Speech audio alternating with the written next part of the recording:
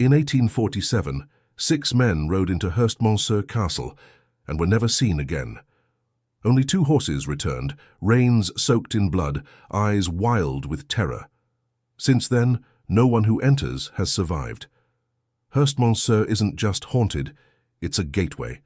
Scientists, priests, even royal archaeologists have tried to unlock its secret.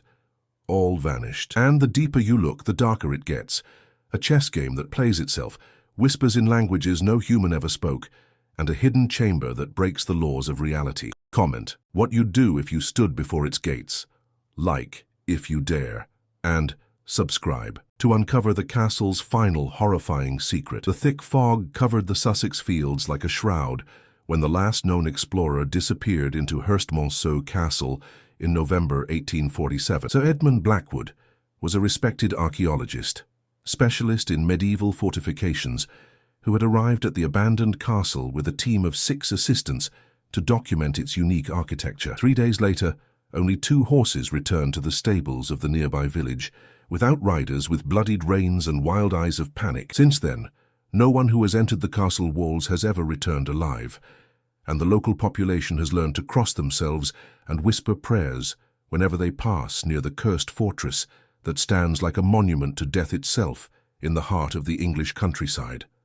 The morning mist that perpetually surrounds Herstmonceux Castle is not natural weather, but something far more sinister that seems to emanate from the very stones of the fortress itself. Local meteorologists have studied the phenomenon for decades without finding any scientific explanation for why this particular location generates fog even on the clearest days, why the mist moves against prevailing winds, and why it carries within it sounds that have no earthly source. The fog has been described by survivors who have approached but not entered the castle as having a peculiar weight and thickness that seems to resist breathing, as if the air itself has been corrupted by whatever evil lurks within the ancient walls. The horses that return from expeditions to Herstmonceux Castle are invariably found in states of extreme psychological trauma that veterinarians struggle to explain. These animals, which had shown no signs of fear or distress before approaching the castle, return with behavior patterns that suggest they have witnessed horrors beyond the comprehension of simple animal minds. They refuse to eat for days, start at shadows that no human eyes can detect, and make sounds of distress that horse experts describe as unlike any vocalizations they have ever heard from members of the species. Many of these horses never recover their sanity and must eventually be put down as acts of mercy. Herstmonceux Castle was not always a place of horror and mystery.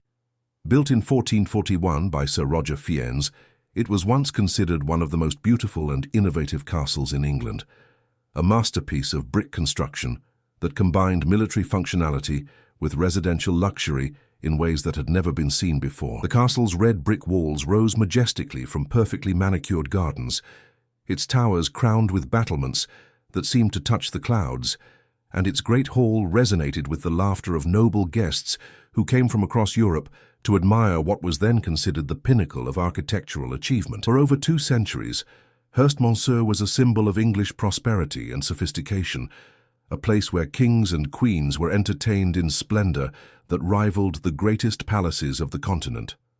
The architectural innovation of Herstmonceux Castle was revolutionary for its time, representing one of the first attempts in England to combine the defensive capabilities of a traditional medieval fortress with the comfort and elegance of a Renaissance palace. Sir Roger Fiennes had traveled extensively through Italy and France, studying the latest developments in military engineering and domestic architecture, and he incorporated these influences into a design that was both strategically sound and aesthetically magnificent. The castle featured innovations such as multiple courtyards for different functions, residential apartments that emphasized privacy and comfort, and defensive systems that could accommodate the emerging technology of gunpowder weapons.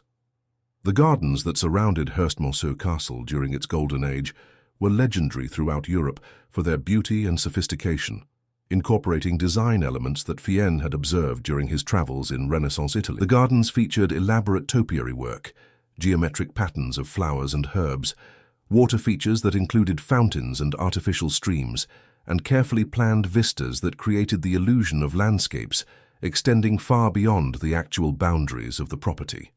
These gardens were maintained by a staff of dozens of expert gardeners, many of whom were imported from continental Europe, specifically for their specialized knowledge of horticultural techniques. But the castle's transformation from paradise to hell began in 1708, when the last heir of the Fiennes family, Thomas Fiennes, died under circumstances so mysterious and terrifying that the family's solicitors refused to document the details in their official records. Thomas had been found in the castle's central tower, his body twisted in an impossible position, his face frozen in an expression of terror so profound that the servants who discovered him fled the castle immediately and never returned. The local priest who was called to bless the body refused to enter the room where Thomas had died, claiming he could feel an evil presence so powerful that it made his holy water boil in its vessel. The castle was sealed immediately after Thomas's funeral, and the Fiennes family fortune was liquidated to ensure that no one would ever have financial incentive to reopen the cursed fortress. The circumstances surrounding Thomas Fiennes' death were so disturbing that multiple witnesses who saw his body were sworn to secrecy by church authorities, though fragments of their accounts survived in private letters and diary entries that were discovered centuries later. Thomas had apparently been alone in the tower room, which was secured from the inside with heavy wooden bars that showed no signs of forced entry. The position of his body suggested that he had been trying to escape from something, crawling toward the door while something unseen pursued him. Most disturbing of all were the marks found on his body, wounds that appeared to have been inflicted by claws or teeth, but which matched no known animal and seemed to have been made by something with far more appendages than any earthly creature possessed. The family solicitors who handled the sealing of Herstmonceux Castle after Thomas's death left behind legal documents that hint at their terror and confusion about what they had witnessed. These documents, written in the formal legal language of the early 18th century, nevertheless convey a sense of profound unease about the circumstances they were required to address. The solicitors wrote of phenomena beyond the scope of natural philosophy, manifestations that challenge the foundations of Christian understanding, and evidence of forces that threaten the very fabric of reality itself. Their recommendation to liquidate the family fortune, rather than maintain the property, was unprecedented in English legal history and suggests that they considered the castle too dangerous to leave in any form of active ownership. The process of sealing Herstmonceux Castle involved more than simply locking doors and posting guards.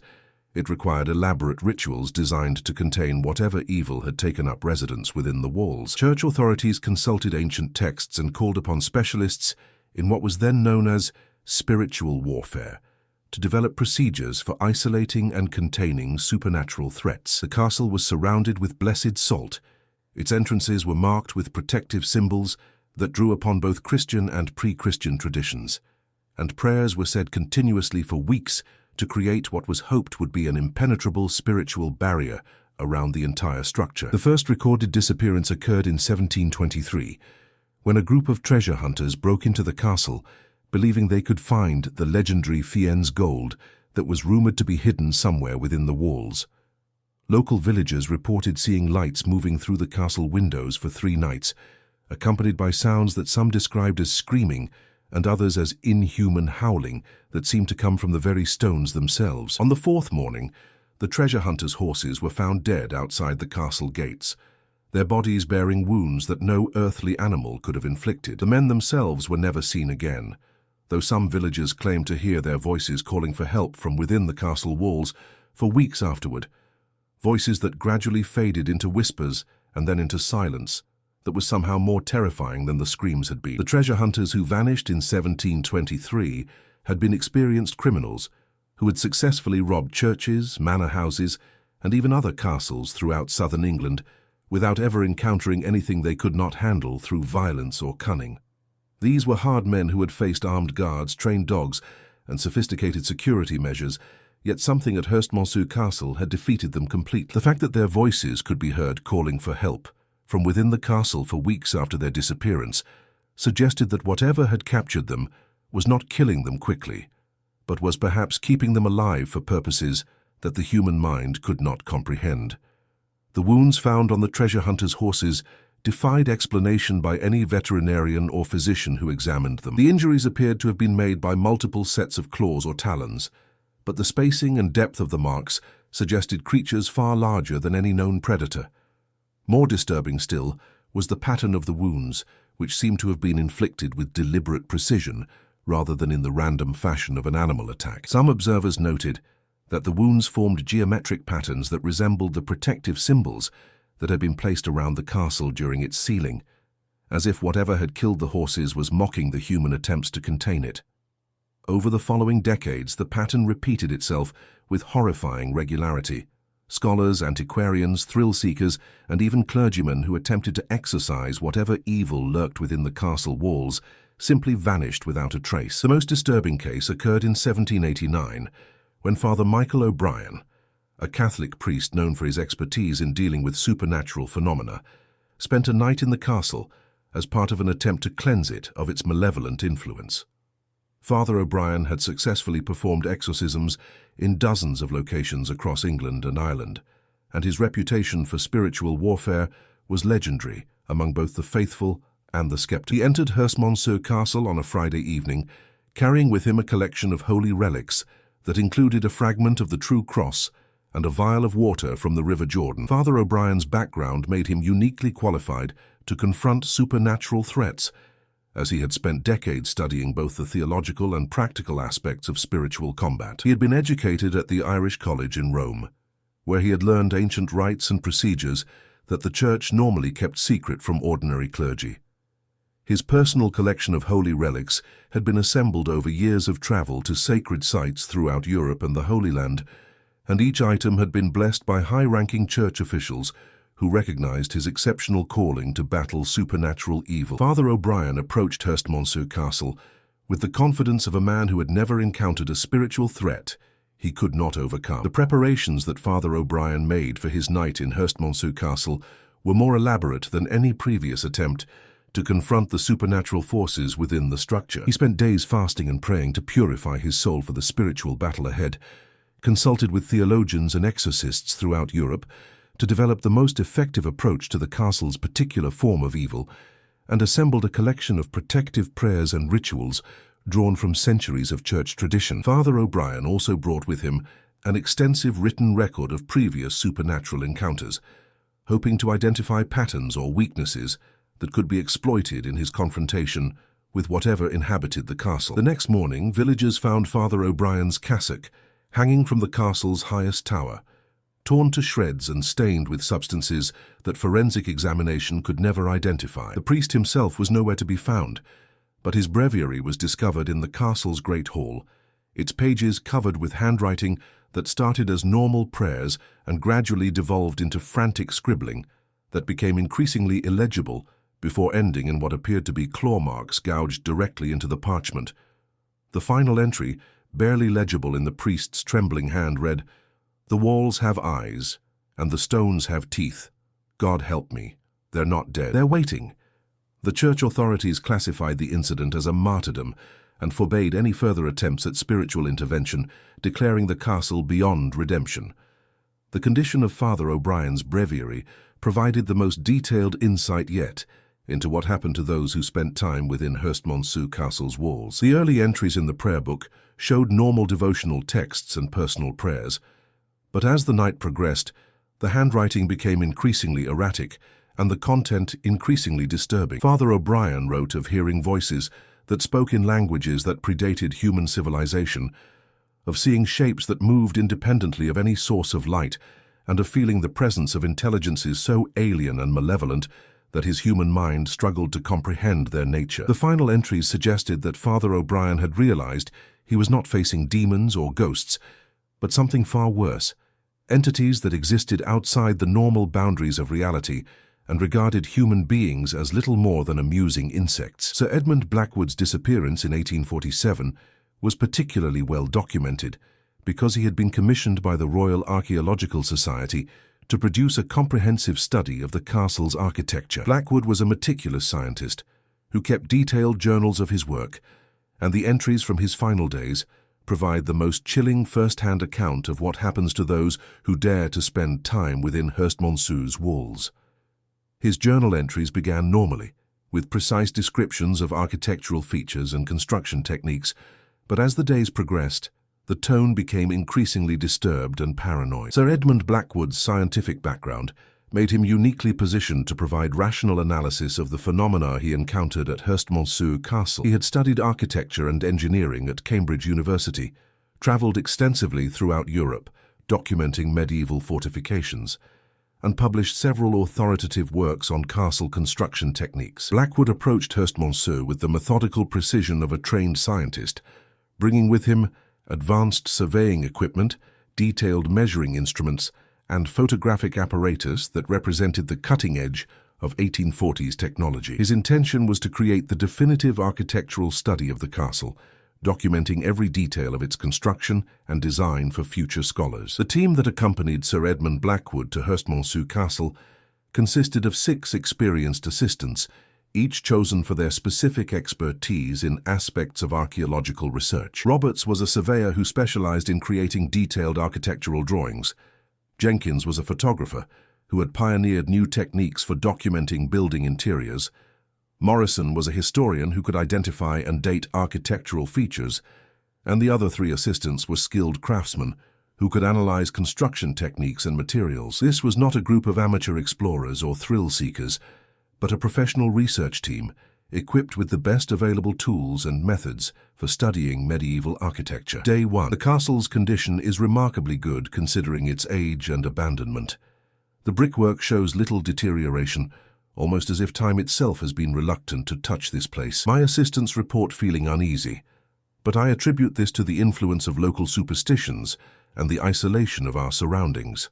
The Great Hall contains furniture that appears to have been left exactly as it was on the day the castle was abandoned, down to a chess game that seems to have been interrupted mid-play. Curiously, none of the pieces show any signs of dust or decay. The preservation of materials within Herstmonceux Castle defied everything that Sir Edmund Blackwood knew about the effects of time and weather on abandoned buildings. Wooden furniture that should have rotted or been consumed by insects remained in perfect condition. Textiles showed no signs of fading or deterioration, and even organic materials like leather and parchment appeared to be immune to the normal processes of decay. Blackwood's scientific training made him reluctant to accept supernatural explanations for these phenomena, but he could find no rational cause for the castle's remarkable state of preservation. Day 2. Strange incidents are beginning to accumulate. Robert swears he saw a figure in medieval dress watching us from the tower window, but when we investigated, we found only empty rooms. The temperature in certain areas of the castle seems to fluctuate wildly without any apparent cause. Most disturbing of all, we have discovered footprints in the dust of the upper floors. Fresh footprints that appear to have been made by someone walking barefoot.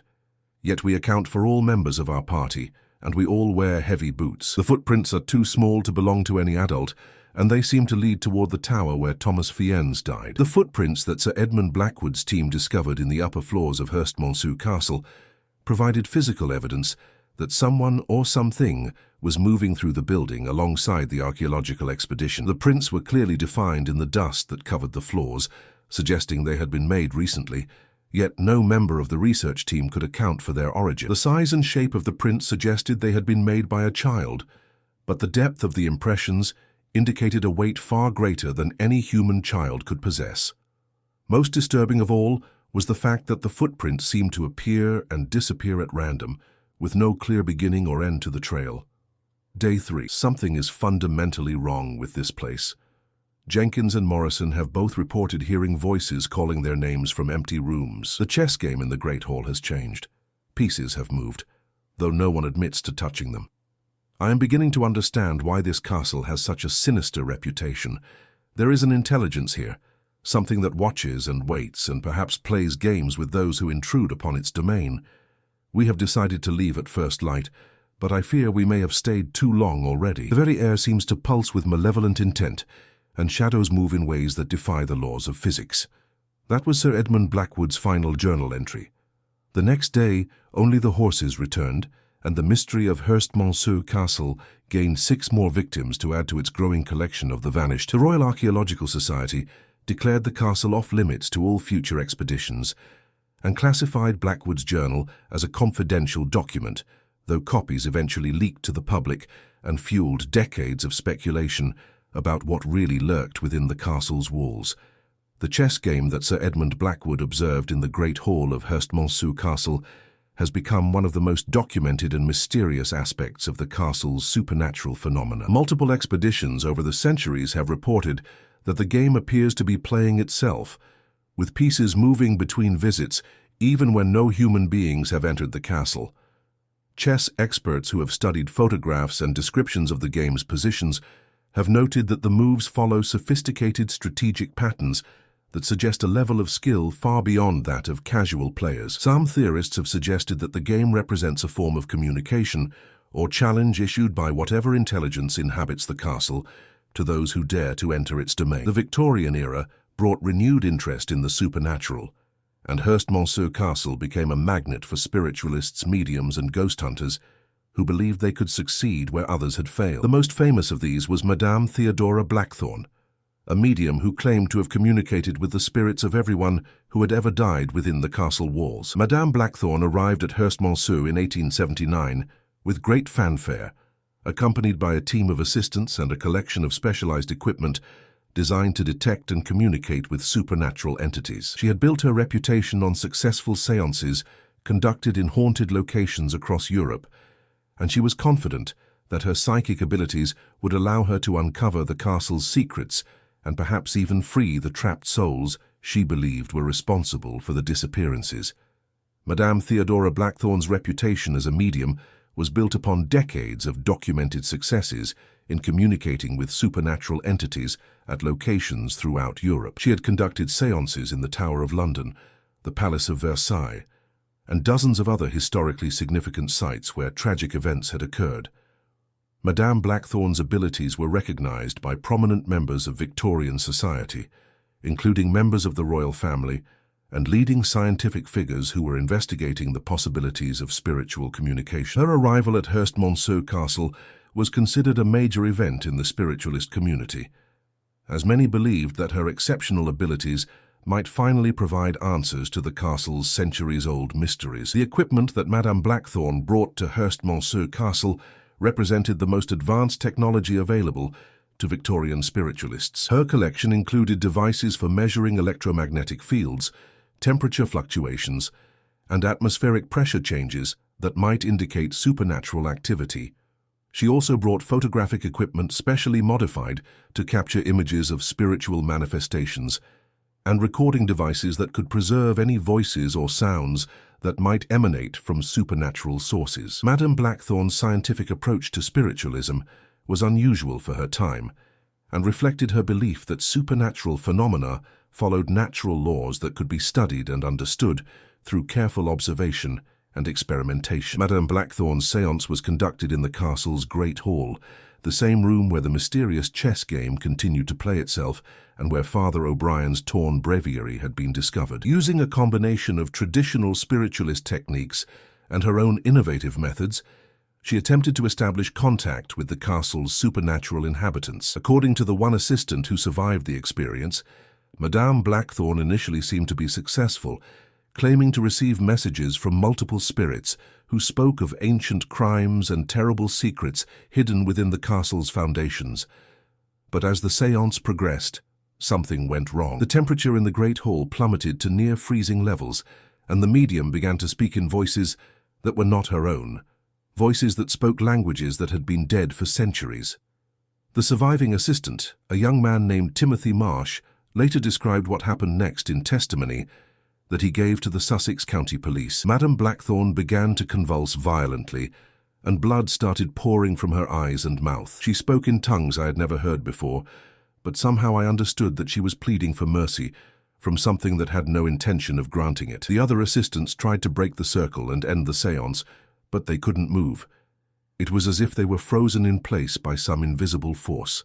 Then the candles went out all at once, and in the darkness I heard screaming that seemed to come from the very walls themselves. When dawn broke and I could see again, I was alone. Madame Blackthorne and the others had vanished, but their screams seemed to have become part of the castle itself, echoing from chambers that had no earthly source. Timothy Marsh's survival was itself a mystery that investigators could never adequately explain. He had been positioned at the edge of the séance circle, serving as an observer and recorder rather than as an active participant in the spiritual communication. When questioned about why he alone had escaped the fate of his companions, Marsh could only say that he had felt something push him toward the door just as the supernatural activity reached its peak.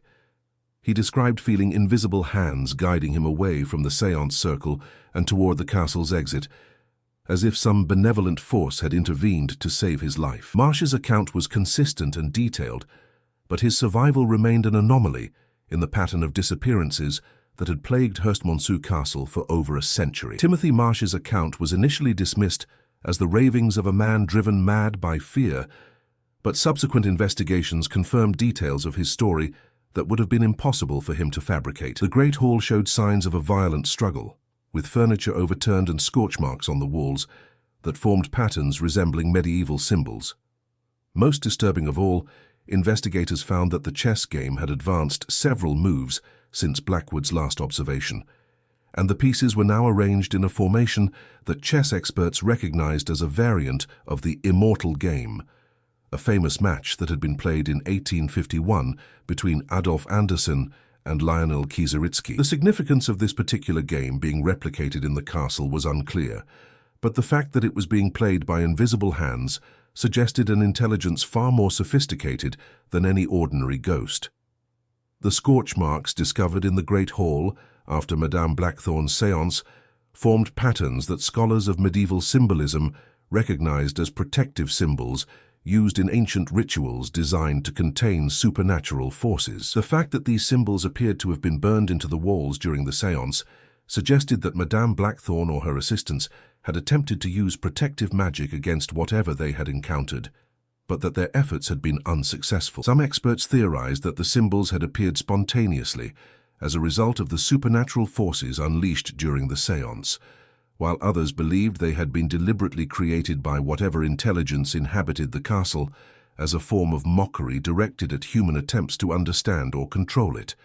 The turn of the 20th century brought new attempts to solve the mystery of Herstmonceux Castle, this time from the emerging field of paranormal research. Professor Algernon Whitmore of Cambridge University assembled a team of scientists and scholars to conduct what he called the first truly scientific investigation of supernatural phenomena. Armed with the latest in photographic equipment, electromagnetic sensors, and temperature monitoring devices, Professor Whitmore was confident that he could provide rational explanations for the castle's reputation and put an end to what he considered centuries of superstitious nonsense. Professor Algernon Whitmore represented a new generation of researchers who believed that supernatural phenomena could be studied and explained using the scientific method.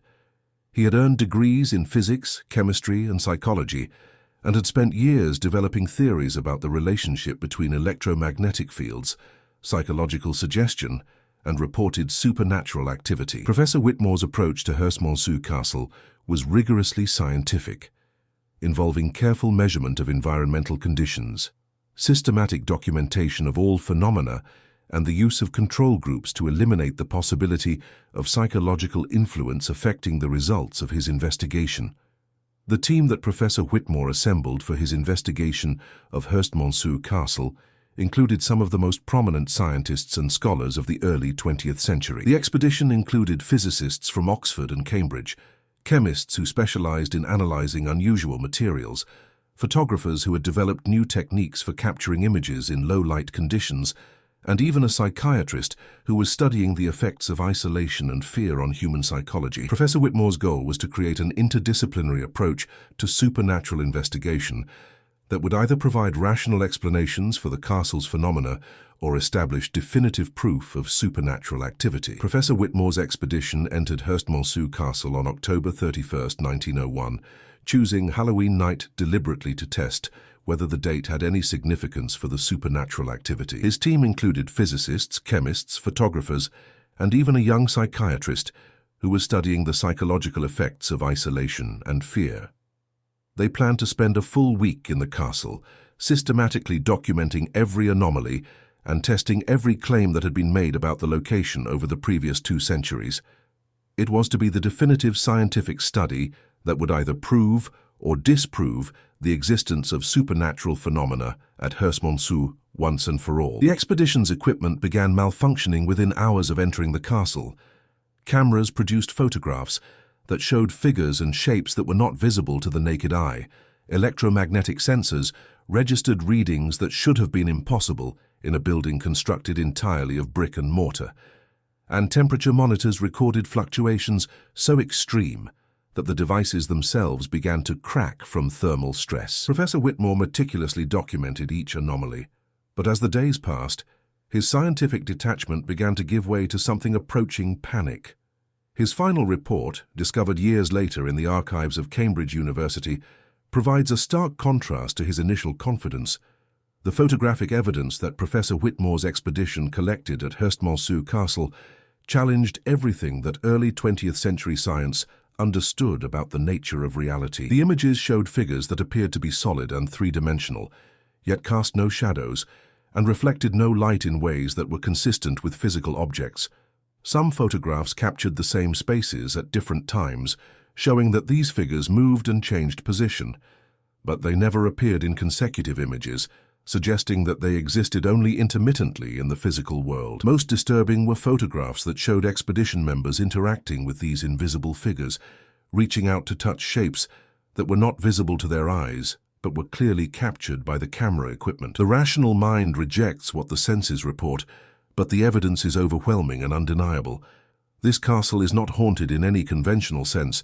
It is something far worse. It is a nexus, a point where the boundaries between dimensions have been weakened or perhaps deliberately torn. The entities that inhabit this place are not the spirits of the dead, but something that was never alive in any sense that we understand life. They are older than human civilization, and they regard us as we might regard insects, with a mixture of curiosity and contempt that occasionally manifests as casual cruelty. The disappearances are not random acts of malevolence, but part of some vast experiment or collection that spans centuries. We are specimens, and this castle is their laboratory. Professor Whitmore's team vanished on their 5th night in the castle, but unlike previous disappearances, this one left behind concrete evidence of what had occurred. The expedition's photographic equipment had been set up to automatically record images at regular intervals throughout the night, and when investigators eventually entered the castle to search for the missing scientists, they discovered rolls of film that documented the team's final hours in horrifying detail. The photographs showed the scientists going about their work normally until approximately 2:30 a.m., when the images began to show additional figures in the background, tall, impossibly thin shapes that seemed to be made of shadow and malice. As the automatic photography continued, more and more of these entities appeared, until the final photographs showed the expedition members surrounded by dozens of the creatures, their faces frozen in expressions of terror as they were drawn into darkness that seemed to swallow light itself. The automatic photography equipment that documented Professor Whitmore's final hours represented a breakthrough in supernatural investigation, providing the first continuous record of how the castle's entities interacted with human victims. The images showed that the entities approached slowly and deliberately, seeming to study their intended victims before making contact. The photographs captured details of the entity's appearance that no human observer had ever survived to report. Elongated limbs that bent at impossible angles, faces that seemed to shift and change between frames, and appendages that appeared to exist partially outside normal three-dimensional space. Most disturbing was the evidence that the entities were capable of manipulating the expedition's equipment, with later photographs showing scientific instruments being operated by invisible hands. World War I brought a temporary respite from attempts to explore Herstmonceux Castle, but the interwar period saw renewed interest from a new generation of researchers who believed that advances in technology and psychology might finally provide answers to the castle's mysteries. The most ambitious of these was Dr. Helena Voss, a German psychologist who had developed revolutionary theories about the relationship between collective trauma and supernatural phenomena. Dr. Voss believed that the castle's reputation was based on a combination of psychological suggestion, environmental factors, and perhaps some form of naturally occurring electromagnetic anomaly that could be scientifically explained and neutralized. Helena Voss represented the pinnacle of interwar scientific thinking about supernatural phenomena, combining rigorous academic training with innovative theoretical approaches to understanding the relationship between human psychology and reported paranormal activity. She had earned advanced degrees in psychology, anthropology, and physics, and had conducted groundbreaking research into the effects of electromagnetic fields on human consciousness.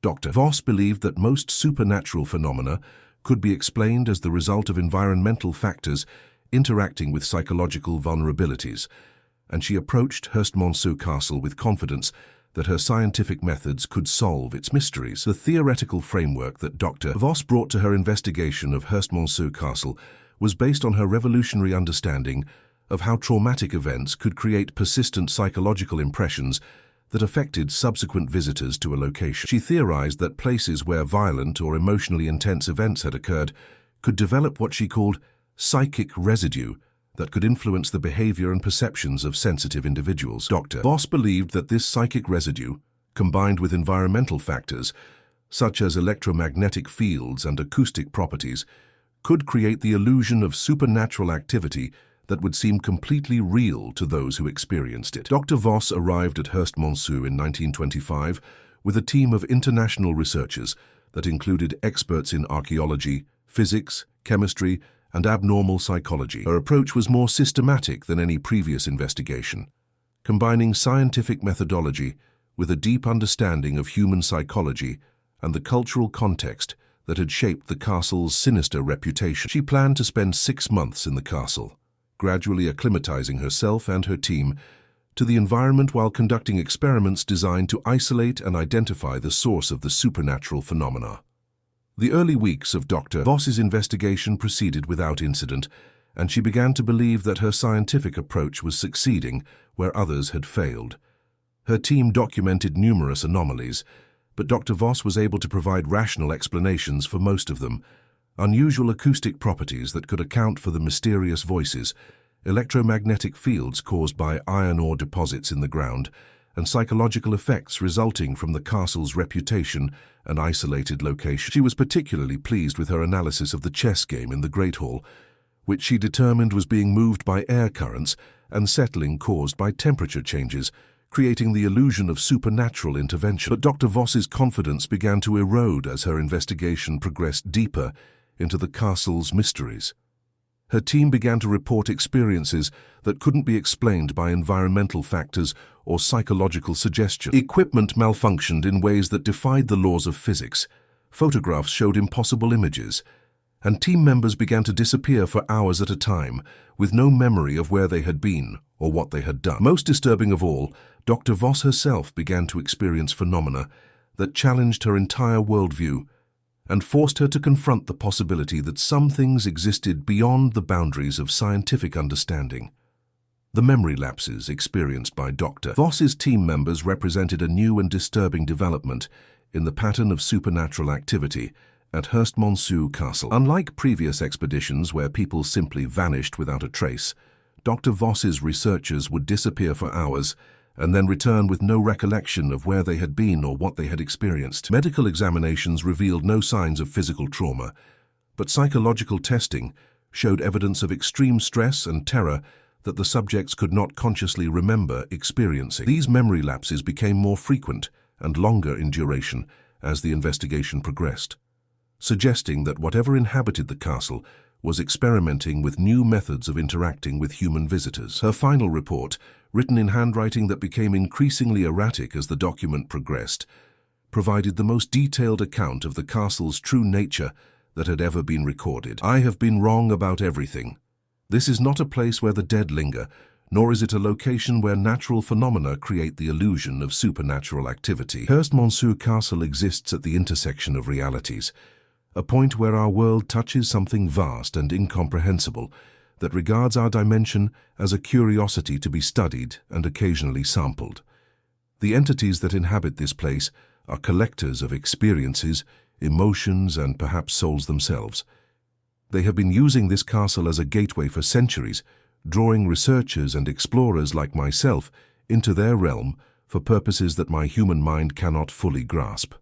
Dr. Voss and her entire team vanished on March 15, 1926, but unlike previous disappearances, this one left behind a discovery that would change everything. Hidden in the castle's deepest cellar, behind a wall that had been sealed for centuries, the investigators found a chamber that defied all architectural logic.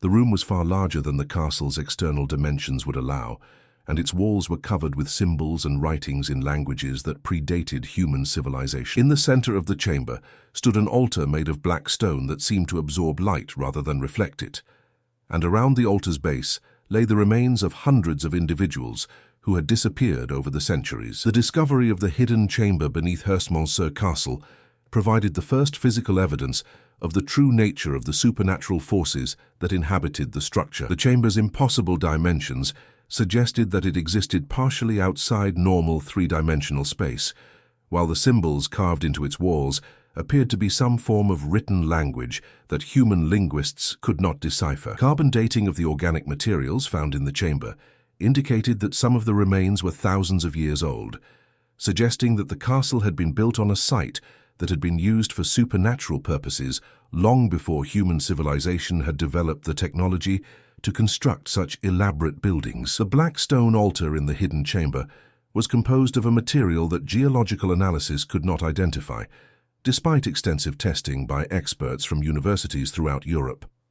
The stone appeared to absorb electromagnetic radiation across the entire spectrum, creating a zone of absolute darkness around the altar that could not be illuminated by any artificial light source. More disturbing were the carvings on the altar's surface, which seemed to change and shift when observed directly, suggesting that the stone itself was somehow alive or that it existed in a state of constant flux between different dimensional states.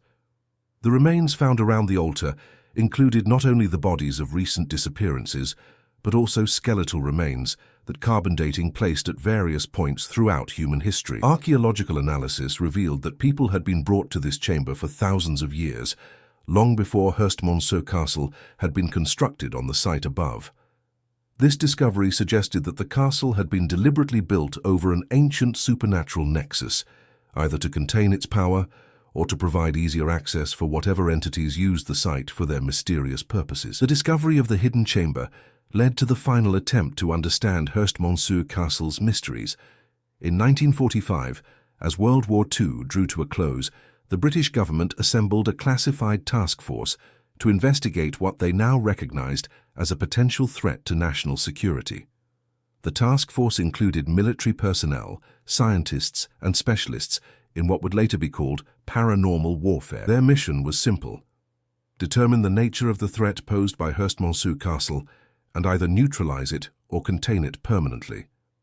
The formation of the government task force represented the first official acknowledgement by British authorities that Herstmonceux Castle posed a genuine supernatural threat that could not be dismissed as folklore or psychological suggestion. The decision to classify the investigation at the highest levels of military secrecy reflected the government's understanding that the castle's phenomena could potentially be weaponized by enemy forces or could pose direct threats to civilian populations if not properly contained. The task force was given unlimited resources and authority to use any means necessary to resolve the threat, including experimental weapons and techniques that were still being developed by wartime research programs. The military operation was conducted with unprecedented security and firepower. The castle was surrounded by armed guards, sealed with barriers designed to prevent anything from entering or leaving, and subjected to every form of scientific analysis that 1940s technology could provide. For 3 months, the task force studied the castle from a safe distance, using remote sensing equipment and unmanned probes to gather information without risking human lives. What they discovered was so disturbing that the entire operation was classified at the highest levels of government secrecy. The remote sensing equipment used by the government task force detected electromagnetic anomalies within Herstmonceux Castle that defied all known scientific principles.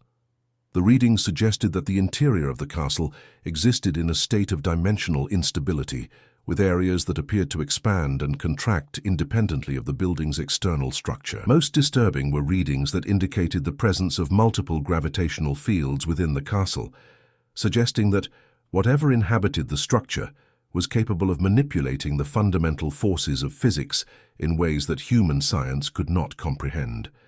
The unmanned probes that the task force sent into Herstmonceux Castle provided the first direct visual evidence of the entities that inhabited the structure. The probe's cameras captured images of creatures that appeared to exist partially outside normal dimensional space, with body shapes that seemed to shift and change depending on the angle of observation.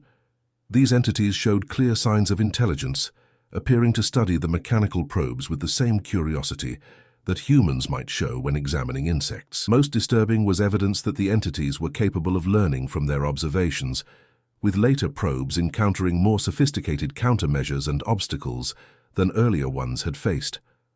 The final report of the task force, declassified only in 2019, revealed that Herstmonceux Castle was indeed a gateway to what the military termed a hostile, extra-dimensional entity. The report concluded that the castle could not be destroyed or neutralized without risking the release of forces that could threaten all of humanity. Instead, the task force recommended that the castle be permanently sealed and guarded, with access forbidden to all civilians and military personnel alike. The area around the castle was designated as a military exclusion zone, and an elaborate cover story was developed to explain why the region had become off-limits to the public. The decision to contain rather than destroy Herstmonceux Castle reflected the task force's understanding that the supernatural forces within the structure were connected to entities or dimensions that existed beyond human comprehension. Military scientists theorized that destroying the castle might not eliminate the threat, but could instead create an uncontrolled dimensional breach that would allow hostile entities unlimited access to the human world. The containment protocol developed by the task force involved multiple layers of physical and technological barriers designed to prevent anything from entering or leaving the castle while maintaining constant surveillance to monitor any changes in the supernatural activity. The cover story developed to explain the military exclusion zone around Herstmonceux Castle was remarkably effective in deterring public interest while providing plausible explanations for the ongoing security presence. Official documents claimed that the castle was undergoing extensive structural restoration that required dangerous construction techniques and hazardous materials, making the area unsafe for public access. Additional cover stories suggested that the site was being used for military training exercises that involved classified weapons systems, providing justification for the electronic surveillance equipment and armed guards that surrounded the property. Today, Herstmonceux Castle still stands in its field in Sussex, surrounded by warning signs and electronic surveillance equipment that monitors the site 24 hours a day.